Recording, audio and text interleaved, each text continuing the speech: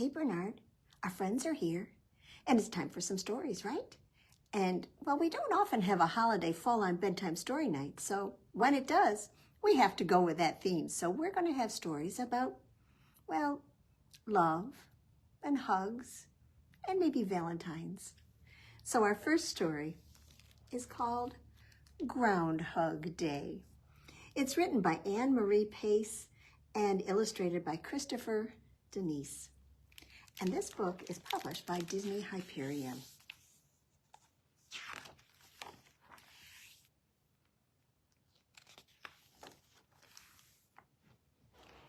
Now, according to this, Valentine's Day was only 2 weeks away, and Moose was planning a grand party. You need Valentine balloons, said Squirrel. And Valentine cards, said Bunny. And don't forget the Valentine hugs, pointed out Porcupine.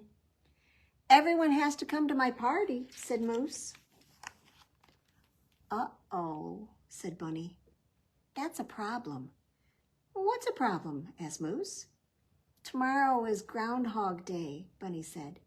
And if Groundhog sees his shadow, he'll go back into his hole for 6 more weeks. He won't be awake on February 14th. Good point, said Moose. So if we stop him from seeing his shadow, then he can come to my party. I've got it, said Squirrel. I'll sneak into his hole and change his calendar so he won't know that it's February 2nd. Oh, but your chattering will wake him up, said Porcupine. I'll blindfold him when he comes out. Oh, no, your quills might poke him in the eye, said Bunny. I'll put up a tent over his hole. Well, then he'll know he's not outside, said Moose. I'll sit on his hole so he can't come out at all. Calendar, Moose. Blindfold, Moose. Tent, Moose, Moose bellowed. They all had good ideas. But the animals bickered all night long, and they didn't even notice that the black sky was turning gray. They didn't notice that the pink light of morning was creeping up over the hills. And they didn't notice Groundhog's nose twitching at the entrance to his hole. Until it was too late. Do you see what he's seeing? The animals watched helplessly as Groundhog dove back into his hole. Wait! Moose thundered. Groundhog's muffled voice barely reached the surface. I need to stay down here. There are shadows all over the place up there, he shouted. Well, that puzzled Moose. Groundhog, are you afraid? Is that why you go back into your hole? Well, you could say that, Groundhog called. I didn't realize Groundhog was afraid of shadows, said Squirrel. Me neither, said Porcupine. Shadows aren't scary, said Bunny. They are scary to Groundhog, Moose said. So the animals sat quietly, thinking. Hey, Groundhog, Moose finally said, what if we showed you just how awesome shadows are? I'll show you the way leaves blowing in the wind make shadows that dance. And I'll show you how to draw silhouettes, said Bunny. I'll show you how clouds cast shadows on the hills, said Squirrel. I want to show Groundhog my shadow puppets, said Porcupine. Dancing shadows, Moose said. Cloud shadows, Squirrel said. Silhouettes, Bunny said. Shadow puppets, said Porcupine. Wait, said Groundhog. He eased out of his hole. Can't we do all of them? They all sound fun, he said. So the animals spent the day showing Groundhog all the amazing shadows that they could discover and create. Shadows on the ground. Look at that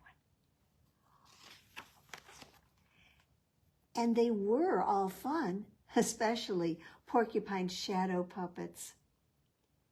It's a comb. It's a feather. It's a buzzsaw. It's sunshine. I think it looks like Porcupine myself. Finally, late that night, Groundhog said, "What a wonderful day, but I really do have to go back into my hole now." And he shivered. 6 more weeks of winter, you know.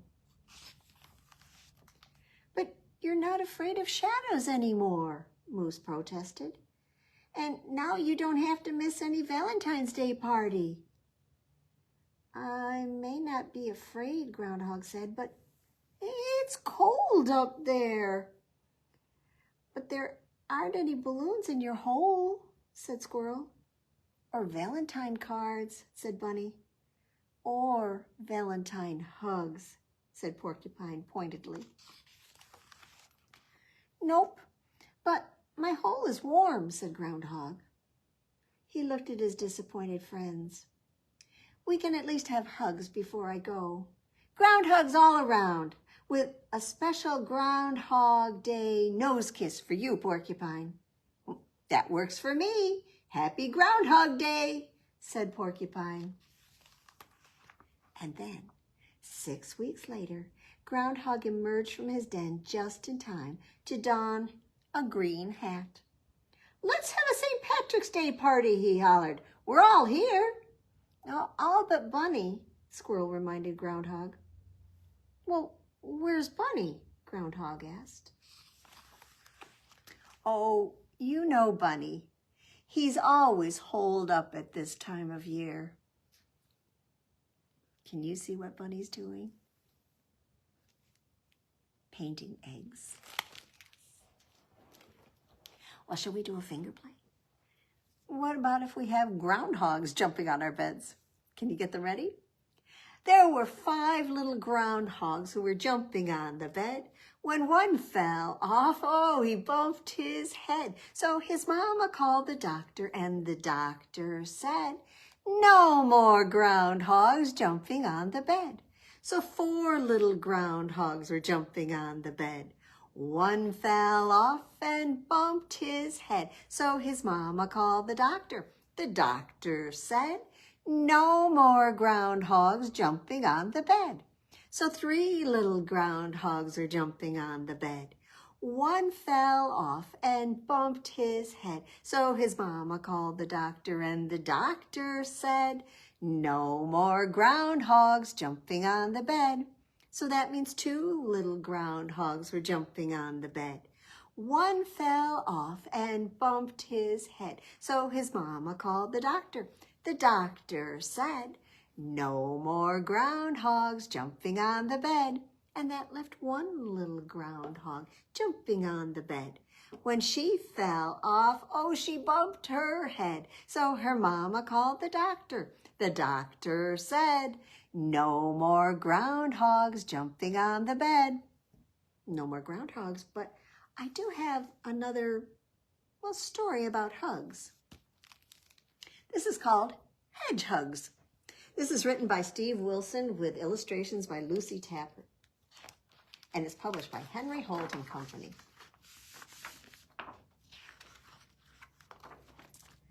Now, Horace and Hattie were the very best of friends. Yes, indeed. And there are so many things they like to do together. They like to search for 4-leaf clovers in the meadow. They like to make daisy chains in the shade of the old oak tree. They like to splash in puddles on the lawn. And sometimes they like to have tea parties by the river.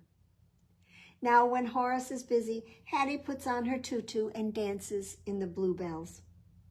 And when Hattie is busy, why, Horace searches for spiders in the woods. Horace and Hattie are the very best of friends, but there is one thing they can't do together. they cannot hug. They are just too spiky. They have tried lots of ways to hug. In the winter, they rolled in the snow until it covered all their quills, but the hug was too cold. In the spring, they found some old hollow logs, so Horace and Hattie squeezed inside them, but the hug was too bumpy. In the summer, they stuck strawberries on their spikes, but the hug was too sticky. And in the autumn, they covered their quills with crunchy, crispy leaves, but the hug was too scratchy. Poor Horace and Hattie. And then one day, they found something very interesting. It was soft. Was it a hat? No. Horace decided to investigate and crawled inside. He wriggled and jiggled and nibbled, and then out he popped. Hattie thought Horace looked very funny, but then she had an idea. Hattie looked at Horace. Horace looked at Hattie. And they moved closer and closer and closer until they hugged. And the hug was just right. Not cold, not scratchy, not sticky, not bumpy. It was warm and soft and cuddly and comfy. It was a perfect hedge hug. So the next time you see someone wearing mismatched socks, or if one of your socks goes missing, well, you know what it means. A hedge hug has happened. I'm glad they figured out a way to hug. Well, can you shake, shake, shake your sillies out? Shake, shake, shake your sillies out. Shake, shake, shake your sillies out and wiggle your waggles away. And can you clap, clap, clap your crazies out? Clap, clap, clap your crazies out. Clap, clap, clap your crazies out and wiggle your waggles away. Can you stretch, stretch, stretch your stretchies out? Stretch, stretch, stretch your stretchies out. Stretch, stretch, stretch your stretchies out and wiggle your waggles away. Time for you to stand up. You ready, Bernard?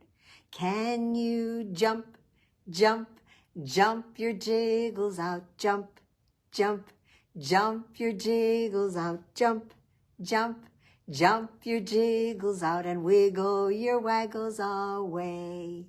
Can you yawn?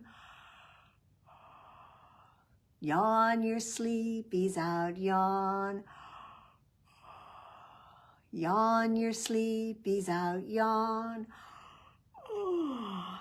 Yawn your sleepies out and wiggle your waggles away. Can you shake, shake, shake your sillies out? Shake, shake, shake your sillies out. Shake, shake, shake your sillies out and wiggle your waggles away. Well, we're about to have a return visit from a very silly bird, Turkey. We've had other stories about Turkey at other holidays, and this one is his Valentine surprise. This is written by Wendi Silvano and illustrated by Lee Harper. And it's published by Two Lions. So you can see it's wintertime, right? Do you see the snow? And it looks like they might be getting some Valentines, because it was Valentine's Day. And all the animals on Farmer Jake's farm were exchanging cards and treats. Turkey pulled a card out of his Valentine box. His waddle wiggled with delight as he read the note. Dear Turkey, you are like no otter, from a secret admirer. Ooh, how utterly clever, said Turkey. Valentines from a secret admirer are the most fun. And he shook his tail feathers. I'm going to make one for each of my pals, and I will deliver them in disguise, so they stay secret. Well, Turkey was determined to make valentines that were just as clever as the one he'd gotten. He just needed, some inspiration. And then he found it. I know just the disguise to go with this valentine, said Turkey. It said, Rooster, you're perfect. Perfect, from a secret admirer. Rooster won't pay any attention to a cat passing by. Well, Turkey's costume wasn't bad. In fact, well, Turkey looked just like a cat. Almost. And inch by inch, he crept closer to Rooster's valentine box. And just as he slipped his card inside, why, Rooster flew down and grabbed it. I have a feeling that you're not a cat. You're Turkey, said Rooster. What a clever valentine. Oh, gobble, gobble, moaned Turkey. I wanted it to be a secret surprise. Sorry, said Rooster. Maybe I can surprise Horse, said Turkey, but first I need a new card idea. Well, how about this, said Rooster. It says, doggone delightful. It was on one of those candy hearts. I know just the disguise to go with this. Horse won't notice an extra dog running around the farm. This valentine said, Horse, you're doggone delightful, from a secret admirer. Well, his costume wasn't bad. In fact, Turkey looked just like a dog. Almost. Rooster threw a ball toward Horse's valentine box and said, Fetch! Turkey ran on all fours the best he could. Woof, woof, he said. And then he dropped the valentine in Horse's box, grabbed the ball, and then hid behind a bush to watch what would happen. Well, Horse read the card and peeked behind the bush. You might as well come out, Turkey. I know it's you, but thanks for the nice valentine. Oh, gobble, gobble, groaned Turkey. I wanted it to be a secret surprise. Sorry, said Horse, but maybe I can help you surprise someone else. Who's next? Cow, said Turkey. Now give me a minute to find another idea. Well, Turkey scoured the ground and, oh, this one's it, he declared. It says, totally awesome. So his card said, Cow, you're totally awesome, from a secret admirer. He made Cow's valentine. Oh, I know just the disguise to go with this, he said. Cow would think nothing of seeing a toad hopping around the farm. Right? And his costume wasn't half bad. In fact, Turkey looked just like a toad. Well, almost. Turkeys aren't good hoppers, Turkey told Horse. Could you help me reach Cow's valentine box? Well, just as Turkey was about to put the card in Cow's box, Horse hit a bump. And thud went Turkey. Cow shook his head. What's up, Turkey? Why do you look like a toad? Oh, gobble, gobble, gobble, wailed Turkey. I just wanted to give all my pals secret surprise valentine cards, but they've all been ruined. Cow read the card. It's still a wonderful valentine, she said.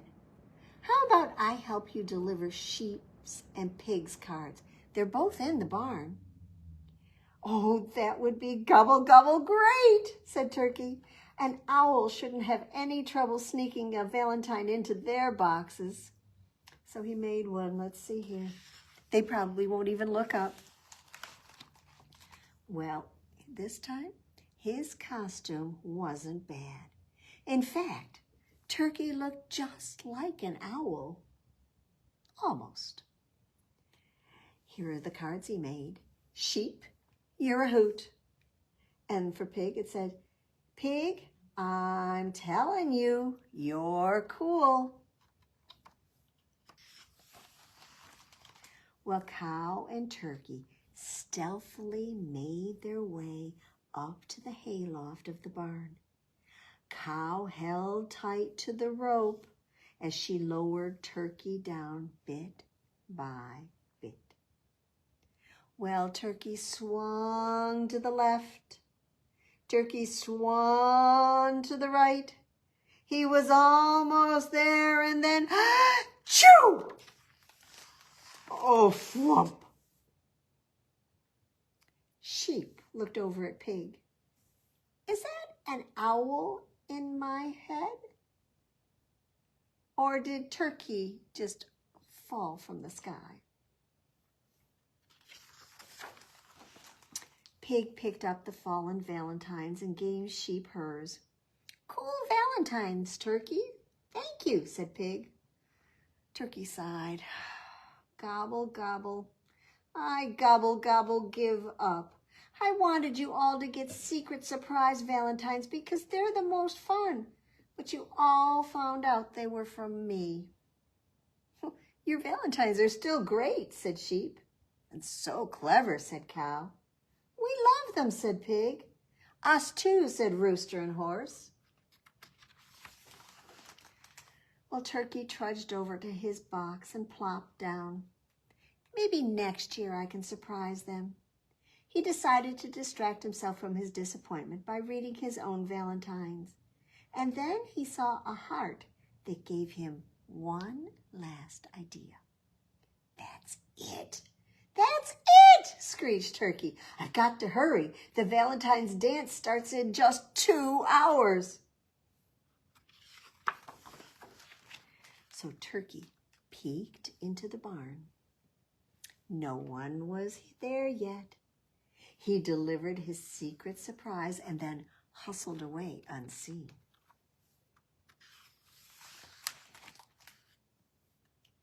And at the dance, everyone was delighted with the delicious pizza. And the sign? Why, it said, I love you all to pizzas, from a secret admirer.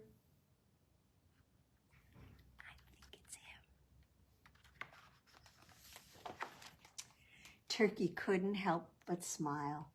No one will ever know it was me, he said. This is the most clever Valentine surprise of all. But you know what? I think they all knew. And they loved their Valentines. Well, I've got 5 little hot dogs that are cooking in the pan. The grease got hot and one went bam. So 4 little hot dogs are cooking in the pan. The grease got hot and one went bam.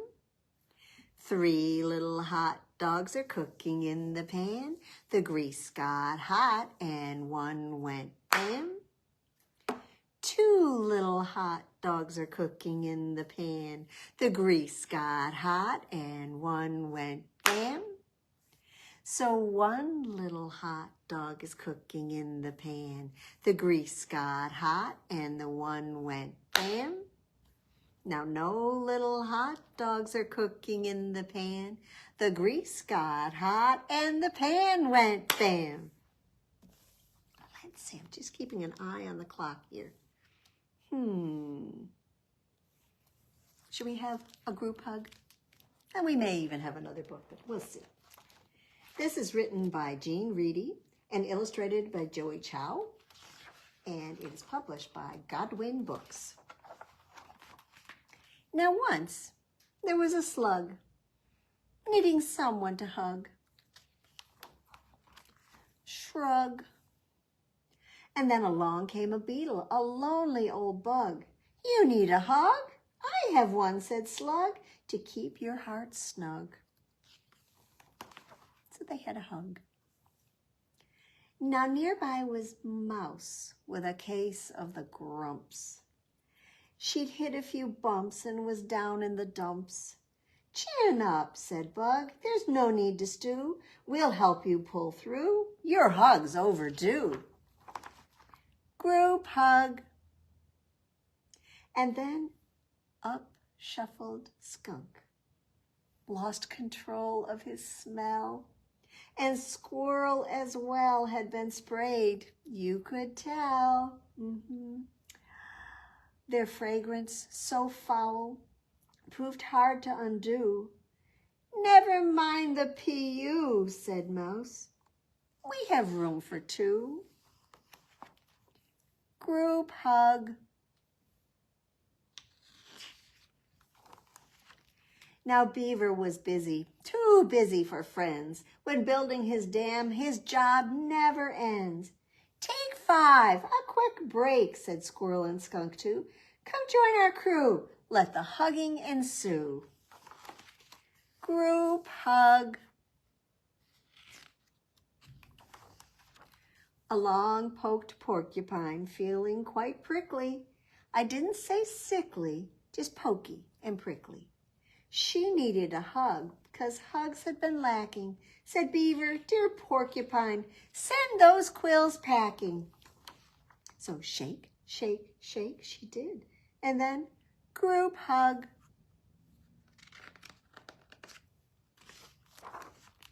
Well, a groundhog, forgotten, a goose, out of luck, a fox named Sneaky, and a moose feeling stuck. The group's hug stretched wide, and the group hug stretched tall, making plenty of room for those antlers and all. Then along lumbered Bear, needing someone to care, not to snack on, I swear, but they shouted, beware! And off scampered Squirrel and Skunk and the smell. Off scooted Fox and Groundhog as well. Off scurried Porcupine, no longer prickly. Goose and Moose, they skedaddled quite quickly. Off skittered Mouse, who was no longer blue. Beaver and Bug, Bear scared them off too. Till the only ones left were that brave Slug and Bear.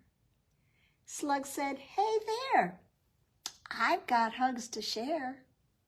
Actually, he said, I have hugs to spare. That means he has extras. See, that Slug knew a secret, as sure as she'd shrugged, that a hugger finds happiness alongside the hug. Heart tug. Group hug.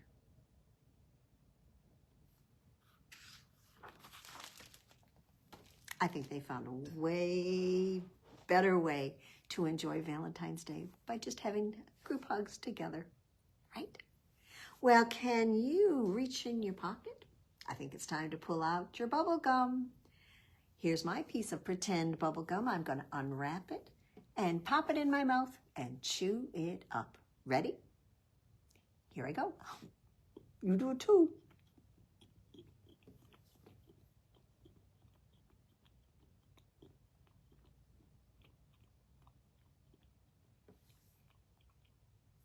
Put out your hand, count to 3 with me, and spit your gum in your hand. 1, 2, 3, and clap your other hand on top.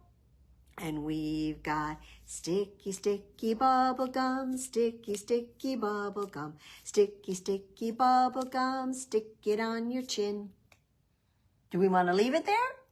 Goodness, no. So let's say our regular word, on stick. Sticky, sticky bubble gum, sticky, sticky bubble gum, sticky, sticky bubble gum, stick it on your knee. On stick. Sticky, sticky bubble gum, sticky, sticky bubble gum, sticky, sticky bubble gum, stick it on your nose. On stick. Sticky, sticky bubble gum, sticky, sticky bubble gum, sticky, sticky bubble gum, stick it on your back. On stick. Sticky, sticky bubble gum, sticky, sticky bubble gum, sticky, sticky bubble gum, stick it on your cheek. On stick.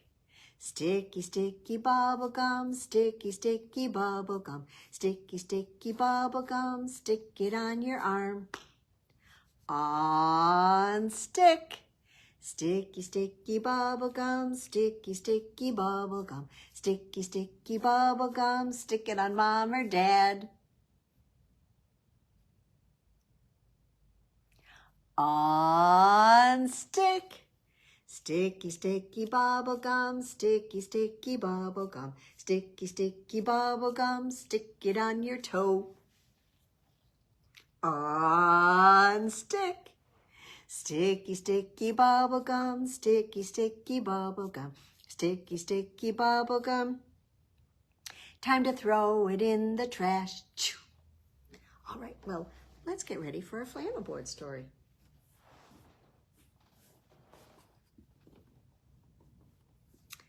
Well, on Valentine's Day, long ago, poor Princess Polly gazed out of her castle. Let's make her straight there. Is that better? Yeah. I am so lonely, she said from the castle tower. Will I ever meet the perfect prince? Well, she happened to notice that there were 1,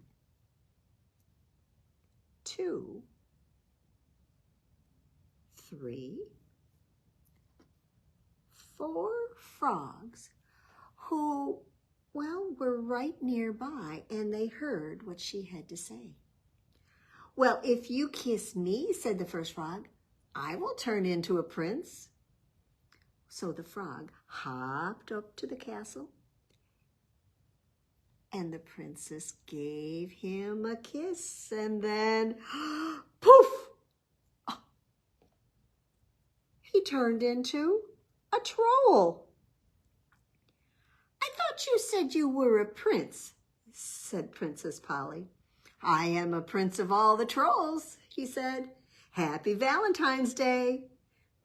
I don't think you're right for me, said the princess. Well, the second frog said, if you kiss me, I'll turn into a prince. Well, it's worth another try, said Princess Polly. So hop on over, she said. And the frog hopped up onto the castle, and the princess gave him a kiss, and then poof, he turned into, ooh, there goes my castle. That was a pretty loud poof. But what did he do? Why, he turned into a goblin. A goblin, said Princess Polly. Oh no, I thought you said you were a prince. I'm the prince of all the goblins, he said. Happy Valentine's Day. I don't think you're right for me, said the princess. And he ran off too. Now the third frog said, if you kiss me, I'll turn into a prince. Said Princess Polly. My lips are getting kind of tired, but, well, hop on over anyway. So the frog hopped up, and the princess leaned over, and she gave him a kiss, and then, poof, he turned into, I know, said the princess, you're the prince of hairy beasts, because that's exactly what he was. Oh, how did you know, said the hairy beast. Happy Valentine's Day. And he hopped off. Well, said the princess, I'm never going to find a prince. Well, you haven't kissed me. What about me, said the fourth little frog. Why not, said Polly. Hop on over. So the frog hopped right up next to Polly, and she kissed the fourth frog But, oh my, didn't. He stayed a frog. I'm a prince of all frogs, he said. And with that, Princess Polly began to change right before his very eyes until she changed into a frog. Oh, hooray, she said. The spell is broken. I'm a frog again. Will you be my Valentine? Said the fourth frog. Yes, she said, you are my perfect prince. And then they hopped off into the enchanted forest, and they lived, well, what do you expect? Happily ever after. So you never know. And you never know what we're going to have for our last book tonight, because I couldn't find my Sandra Boynton book about Valentine's Day. So instead, we're going to have one by Kevin Henkes, and this is called Lilly's Chocolate Heart. It's published by Greenwillow Books. Well, it was almost bedtime on Valentine's Day. Lilly had one chocolate heart left. It was wrapped in red foil, and she decided to save it. Lilly wanted to find the perfect place to keep the heart. She looked under her bed, but it was too dusty. She looked inside her dresser, but it was too messy. She tried behind the radiator. Oh, too warm. She tilted the top of the picture frame, but too narrow. She tried between the books on the bookshelf. Too tight. I know, said Lilly. And then she unwrapped the heart and popped it into her mouth. Perfect, said Lilly. When is it Valentine's Day again? Well, I can tell you, it will be Valentine's Day in 365 days. So actually, 366, because this is leap year. So I hope you enjoyed our Valentine stories and our hug stories and our love stories and our kiss stories. I hope you'll give a hug to somebody who's special to you, and we'll see you next time we have some bedtime stories here at Wood Library.